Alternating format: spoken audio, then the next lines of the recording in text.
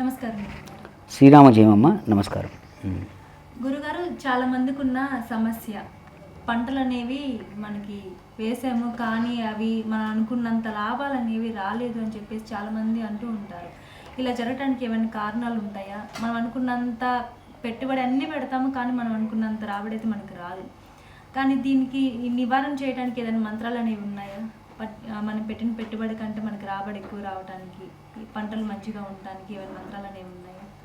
సంతోషమ్మ. మీరు నన్ను ప్రశ్న అడిగినప్పుడు నేను మిమ్మల్ని ఒక క్వశ్చన్ అడుగుతాను. పంటలు బాగా పండకపోవడానికి కారణం అనేకం, అవునా? మీరు కూడా నాకు తెలిసి వ్యవసాయం రైతు బిడ్డనేనా మీరు? దానికి ప్రకృతి అంటే పంచభూతాలు అనేవి చాలా ఇంపార్టెంట్. వాటికి గుర్తుపెట్టుకోండి, పంచభూతాలు అనేవి సక్రమంగా ఉంటే పంటలు అనేవి సక్రమంగా ఉంటాయి. అయినను దైవ బలం అనేది ఒకటి ఉంటుంది. పంచభూతాలను కూడా సాధించి ఒక దైవ బలం ఒకటి ఉంటుంది. ఆ దైవ బలానికి ఏ విధంగా మనం సాస్కారం చేసుకోవచ్చు అంటే పంటల విషయంలో ఒక్కొక్క రకమైనటువంటి కొన్ని పద్ధతులు ఉన్నాయి. దాన్ని నేను మీకు ఇప్పుడు మూలమంత్రంతో సహా నేను వివరణ చేయడానికి ఇష్టపడుతున్నాను. అయితే ఇప్పుడు నేను చెప్పబోయేటటువంటి ఈ యొక్క మంత్రాన్ని మీరు ఎన్నిసార్లు చదవాలి, ఎలా చదివిన తర్వాత ఏ విధంగా ఉంటుంది అనేది నేను మీకు చెప్తున్నాను. ముఖ్యంగా ఇప్పుడు చెప్పేటటువంటి మంత్రం ఎలా ఉంటుందంటే, ఇలా కూర్చొని ప్రశాంతంగా ఆ యొక్క రైతు కానీ ఎవరైనా సరే, లేదా ఆ ఊరిలో ఉన్నటువంటి పండితుల వారిని కానీ, ఉలట్ ధీ నారసింహ ఫలట్ దిఖాయ రక్షాకరాది నారసింహరాయ, ఓకేనా? మళ్ళీ చెప్తున్నాను ఈ మంత్రాన్ని. ఉలట్ ధీ నారసింహ ఫలాట్ దిఖాయ రక్షాకరాది నారసింహరాయ. ఓకే, ఇక్కడ రాశాను. ఉలట్ ధీ నారసింహ ఫలాట్ దిఖాయ రక్షాకరాది నారసింహరాయ. ఈ యొక్క మంత్రాన్ని 11108 సార్లు చదవాలి. చదివిన తర్వాత ఈ యొక్క మంత్రాన్ని ఎలా చదవాలి? వాళ్ళ ఇంటి పేరు, గోత్రనామాలు, అర్థమవుతుందా? వాళ్ళ ఇంటి పేరు, ఇప్పుడు మీ ఇంటి పేరు ఒకటి ఉండి గోత్రం ఉంటుంది. ఆ యొక్క పండితులు, ఊళ్ళో పండితులు లేకుంటే ఈ ఛానల్ ద్వారా సంప్రదించండి. కాబట్టి ఈ యొక్క గోత్రనామాలు, ఆ ఇంటి పేరు చదువుకొని ఫస్ట్ ఈ యొక్క మంత్రాన్ని అన్ని ఉచ్చారణ చేసిన తర్వాత ఈ యొక్క మంత్రాన్ని ఒక పేపర్పై, దళసరి పేపర్పై ఆ ఇంటి పేరు గోత్రం రాసి ఈ మంత్రం ఉలట్ ది నారసింహ పలాట్ దిఖాయ రక్షాకరాది నారసింహరాయ అనే మంత్రాన్ని ఆ యొక్క పేపర్పై రాసి ఒక రాగి రేఖ పైన దాన్ని అతికించేసి మీ యొక్క పొలం మధ్యలో, అంటే మీ యొక్క చేను పంట ఆ యొక్క పొలం మధ్యలోకి వెళ్ళి బాగా ఈ విధంగా ఒక రకమైనటువంటి ఒక పాతి పెట్టాలి. బాగా తీసి పాతి పెట్టిన తర్వాత ఆ యొక్క నారసింహుని యొక్క అంశం వల్ల, ఆ యొక్క పంచభూతాల యొక్క అంశం వల్ల మీ యొక్క పంటలు విరివిగా పొందడానికి ఇదొక మార్గం.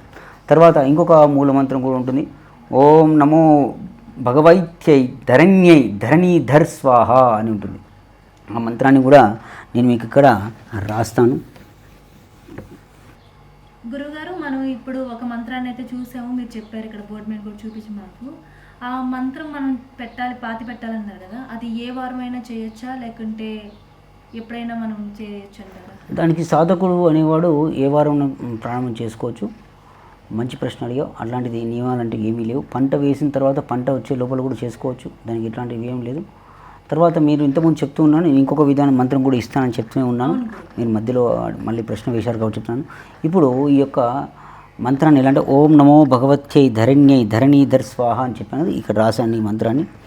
ఈ మంత్రాన్ని 110 సార్లు ఇంటూ 10 రోజులు, అంటే ఆ యొక్క ఎవరైతే వంట వేస్తే అమ్మ ఇది 110 సార్లు 10 రోజులు. అది మీరు కాపాడుకోవాల్సింది మీరు భగవతేచ్ఛ సంకల్పం చేసుకోవాలి. ప్రశాంతంగా సంకల్పం చేసుకొని ఆ యొక్క పొలం లేకుండా ఆ చేను గట్టులోకి వెళ్ళి అక్కడ కూర్చొని ప్రశాంతంగా కూర్చొని, ఇంతకుముందు రాగిరేగి పెట్టిన తర్వాత అదే పొలంలో అనుకో, అది లేకుండా మీకు ఎన్ని ఉన్నాయో అన్నింటిలో కూడా చేసుకోవచ్చు. నాకు 4 ఎకరాలు ఉన్నాయి, మరి ప్రతి ఒక్క ఎకరాన్ని చేయాలి లేదు. సెంటర్ పాయింట్ తీసుకోండి ఆ భూమికి. అక్కడ లేకుంటే అక్కడికి వెళ్ళి కూర్చోవడం, లేకుంటే కూర్చోడానికి అవకాశం లేకుంటే మీ కూర్చునే ప్లేస్లో అయినా సరే మీ యొక్క పొలం పరిధి అయి ఉండాలి, చేను పరిధి అయ్యి అక్కడికి వెళ్ళి ఈ యొక్క మంత్రాన్ని 110 సార్లు 1108 టైమ్స్, అంటే 1108 సార్లు చదివి 10 రోజుల పాటు నిత్యం చదువుకున్న తర్వాత మళ్ళీ ప్రతి నిత్యము 108 సార్లు మీకు సమయం దొరికినప్పుడు కూడా ఇది చదువుకోవచ్చు. ఆ మంత్రాన్ని ఏం చెప్పాను? ఓం నమో భగవత్యై ధరణ్యై ధరణీధర్ స్వాహ. ఈ మంత్రం వల్ల ఇంకొక ప్లస్ పాయింట్ ఏంటంటే, మీకు భూమి సమస్యలు ఏమైనా ఉన్నాను, తర్వాత భూమి యొక్క లాభం అంటే పెరగడానికి కూడా ధరణి అంటే ఆ యొక్క వరాహ నరసింహస్వామి నమస్కారం చేసుకొని కూడా చేసుకోవచ్చు. అదేవిధంగా మీ యొక్క పంట పొలానికి వెళ్ళి, లేకుంటే మీ ఇంటి దగ్గర ఉన్న వీలు కాకపోతే అక్కడ నిత్యం వెళ్ళిన తర్వాత ఒక దోశలో నీళ్లు తీసుకొని ఆ భూమిపై పోసి, చూడండి ఈ దోశల్లో ఈ విధంగా నీళ్లు తీసుకొని ఆ భూమిపై పోయాలి. పోసి ఆ యొక్క చిటికెన వేలుతో ఆ యొక్క తడి అవుతుందిగా చిటికెన వేలుతో దాన్ని కుంకుమ బొట్టుకో పెట్టుకోవాలి. అలా చేయడం వల్ల పంటలు ఇంకా చాలా ఉన్నాయమ్మా ఈ పద్ధతులు. ఇది చెప్పాలంటే ఇంత పుస్తకం అవుతుంటుంది. ఈ ధరణికి సంబంధించినటువంటిది ఇవన్నీ ఇంత బుక్ అవుతుంది పుస్తకం. ఇంకా అన్నీ కూడా నేను నెక్స్ట్ వీడియోస్లో చేస్తాను. అదేవిధంగా ఒక మూకుడు పాలు, నెయ్యి, తులసి, పాయసము, పెన్నేరు దుంప పొడి చేసి ఈ యొక్క పాత్రను తన పొలమునందు లేదా పండ్ల తోట ఎందు కానీ ఆ మధ్యలో పాతి పెట్టిన లేదా అక్కడక్కడ పాతి పెట్టిన పురుగులు కానీ పీడ వంటివి కానీ సోకకుండా ఎట్లాంటి రోగములు రాకుండా వాటికి మంచి పంట పొందడానికి వీలవుతుంటుంది. అయితే పెన్నేరు దుంపలు కొన్ని ప్రాంతంలో కొన్ని రకాలు అంటారు. కాబట్టి మీ ప్రాంతం చూసుకొని లేదంటే ఈ వీడియోలో డిస్ప్లేలో పెట్టడానికి నేను ప్రయత్నం చేస్తాను. ఇదే విధంగా ఆ పంటకు రక్షణ ఏర్పడడానికి తర్వాత కొంతమంది దృష్టి పడుతూ ఉంటుంది. ఆ దృష్టిని పోవడానికి మనం తదుపరి వీడియోలో కూడా అంటే ఎప్పుడైనా చాలా రకాలుగా మనం పంట కాపాడుకోవాలి. ఎందుకంటే మనం రైతు లేని మనం లేమమ్మా. ఇవాళ మనం బ్రతుకున్నామంటే వాళ్ళే. కాబట్టి దయచేసి ఈ ఛానల్ ద్వారా తెలియజేయాల్సింది ఏంటంటే ఆత్మహత్యలు చేసుకోకూడదు దయచేసి. ఎందుకంటే నాకు తెలిసి ఎంతోమంది ఈ యొక్క రైతులకు ఉన్న దాంట్లో నేను గమనించి సొంతంగా వెళ్ళి గమనించిన తర్వాత నేను ఎంతోమంది నాకున్న క్లయింట్స్తో అడిగి వాళ్ళకి ఎంతో ఆర్థిక సాయం చేయించడానికి నేను వెనకాల కానీ నాకు న్యాయం అనిపించిన వాళ్ళకి చేశాను. చనిపోవడం అనేది అది చాలా తప్పండి. అది దయచేసి మీరు అన్నదాతలు మీ వల్ల మేము బ్రతుకుతాం. ఇట్లాంటి వీడియోస్ ఇంకా మీకు అందుబాటులో ఉండేవి ఉండి ఇంకా చాలా చేస్తాను నేను. కాబట్టి ఒక గురువుగా మిమ్మల్ని నేను విజ్ఞాపన చేసిన రైతే రాజు, మేమందరం మీ తర్వాతే. కాబట్టి ఇట్లాంటివి కూడా చేయకండి దయచేసి. అందరూ కూడా ఇహలోకంలో సుఖంలో ఉంచాలి, అంతిమందు స్వర్గానికి వెళ్ళాలని కోరుకుంటున్నాను. శ్రీరామజీ.